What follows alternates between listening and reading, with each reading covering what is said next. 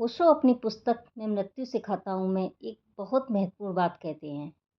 वे कहते हैं कि जो व्यक्ति बार बार ये दोहराता रहता है, आत्मा अमर है, आत्मा अमर है, हो सकता है वह स्वयं को समझाने की कोशिश कर रहा हो, क्योंकि जिसे सचमुच पता चल गया हो उसे बार बार कहने की आवश्यकता नहीं रहती। लेकिन यहाँ एक बात बहुत स्पष्ट समझनी चाहिए। ओशो यह नहीं कह रहे कि आत्मा अमर नहीं है। वे केवल इतना कह रहे हैं कि आत्मा की अमरता को मान लेना और आत्मा की अमरता को जान लेना दो बिल्कुल अलग बातें हैं।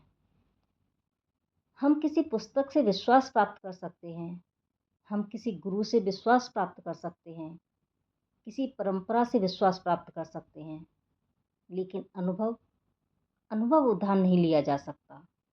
उसे स्वयं जीना पड़ता है। ओशो कहते हैं, यदि किसी व्यक्ति को सचमुच अनुभव हो जाए कि वह केवल शरीर नहीं है, यदि उसे प्रत्यक्ष अनुभव हो जाए कि उसके भीतर कुछ ऐसा है जो जन्म और मृत्यु से परे है, तो मृत्यु का भय उसी क्षण समाप्त हो जाएगा। लेकिन हम में से अधिकांश लोग क्या करते हैं?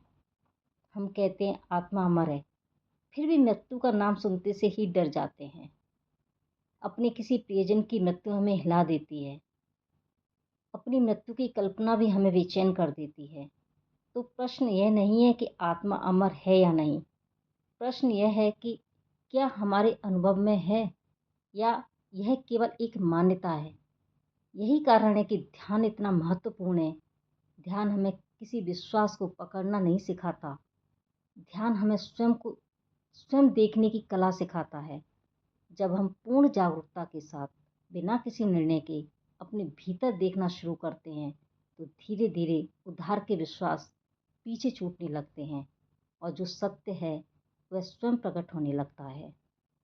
आध्यात्मिकता का अर्थ किसी बात को मान लेना नहीं, बल्कि उसे स्वयं जान लेना है।